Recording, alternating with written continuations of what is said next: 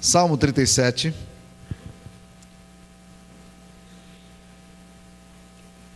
Nós vamos ler a partir do versículo 7, Salmo 37, 7, até o verso 11.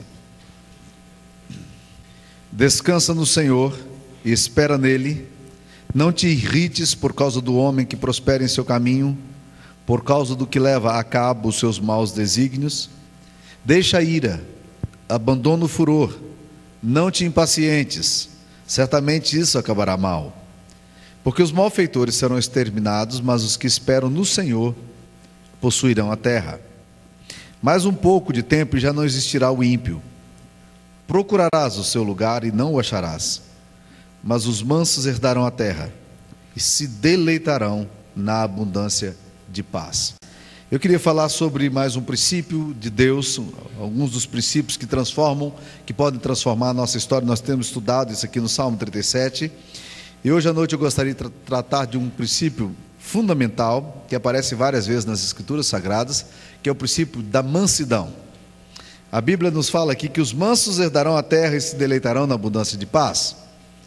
Jesus Cristo também, nas bem-aventuranças, foi muito claro em dizer exatamente isso.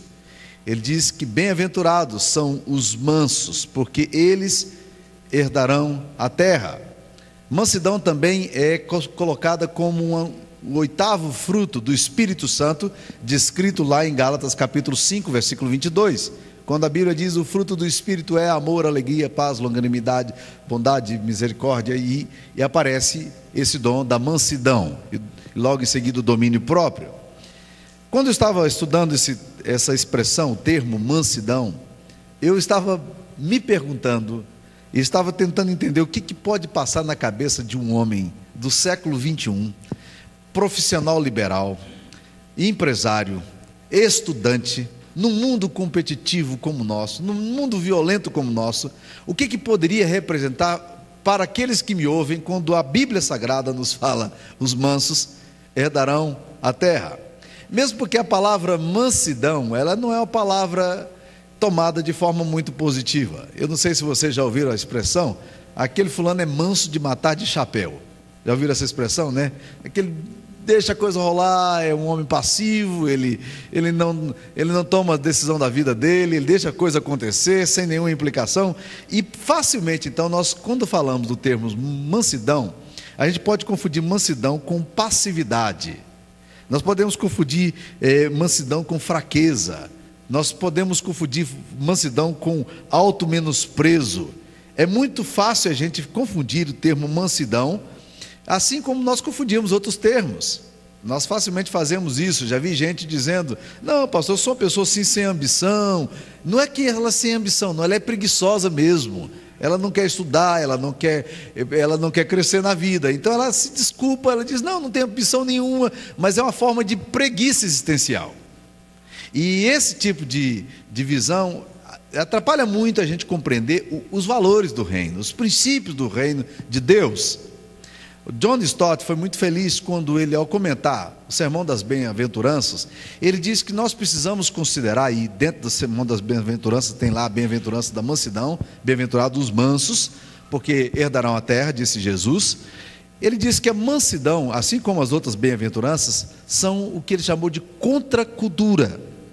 Ou seja, você trabalha numa determinada realidade social, dentro de uma determinada cultura da agressividade, violência, concorrência, competição, e agora você vem ouvir da palavra de Deus, dentro do reino de Deus, expressões como essa: bem-aventurados os mansos, aqui como nós lemos no Salmo 37, que fala: os mansos herdarão a terra e se deleitarão na abundância de paz.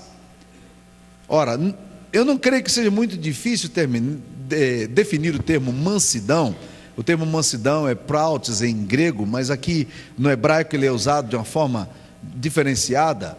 Mas é interessante pensar que o próprio texto parece que já define para nós um pouco de mansidão. Porque diz aí: os mansos herdarão a terra e se deleitarão na abundância de paz.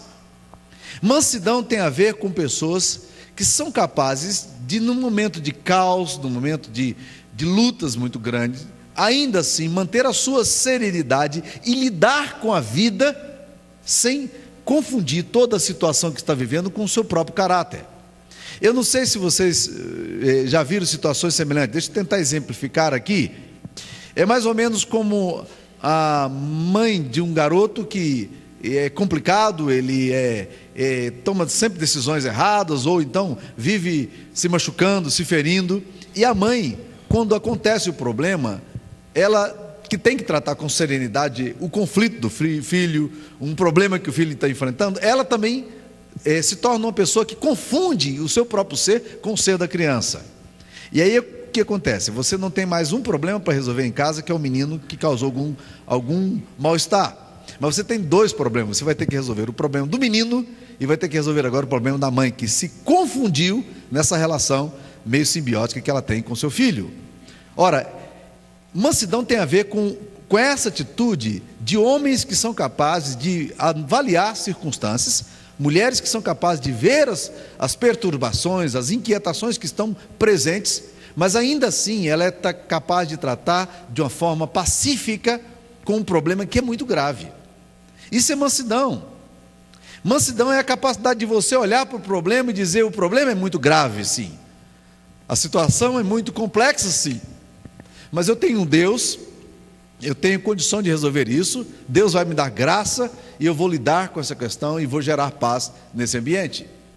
Quando a pessoa ela não é mansa, ou ela não tem mansidão, o que acontece com ela, via de regra, é que ela trabalha as coisas que acontecem com intempestividade.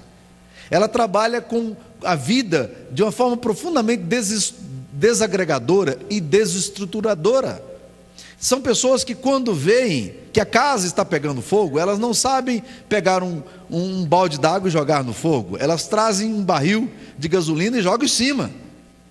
Agora, a mansidão é essa capacidade de você olhar os problemas e dizer: ótimo, como é que eu vou lidar com isso aqui? As coisas não estão boas, as coisas estão difíceis, mas Deus vai me dar a capacidade de lidar com isso, porque Deus não permitiria que eu passasse por essa situação se eu não pudesse ser uma bênção nessa situação em que eu estou vivendo. Lembra de uma expressão da Bíblia que fala que o homem de Deus é aquele homem que, ao passar pelo vale árido, faz dele um manancial? De bênçãos o cobre. São pessoas que, passando por vales de conflitos, por situações de lutas e de competitividade, são capazes de, com mansidão, com serenidade, administrar essas dificuldades que estão enfrentando e assim poder ministrar a todos que estão ali no meio da dificuldade. Você pode encontrar isso em alguns homens de Deus. É interessante que a Bíblia diz que Moisés foi o homem mais manso da face da terra. O que é curioso quando eu vou ler a biografia de Moisés é que eu não percebo de forma muito fácil essa questão de Moisés como homem manso. Ora, lembram vocês o que aconteceu com Moisés?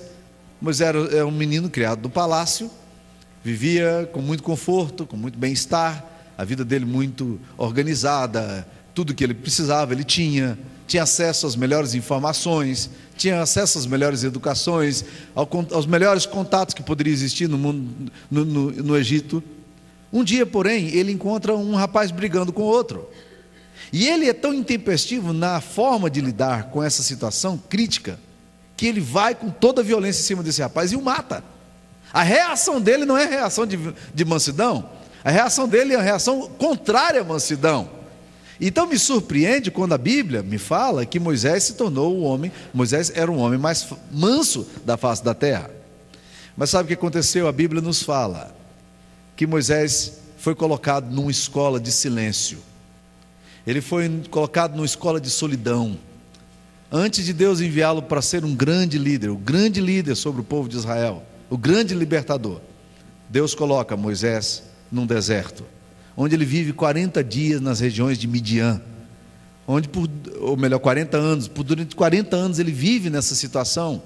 Por 40 anos ele tem que aprender agora a considerar, a avaliar as coisas para depois se tornar aquilo que Deus queria que ele fosse. E a Bíblia elogia a atitude de Moisés, porque Moisés vai ter que lidar com inúmeras situações extremamente complexas, e Moisés, com mansidão, com graça, com forma pacífica, ele vai administrando todos esses problemas e levando o povo de Deus à terra prometida.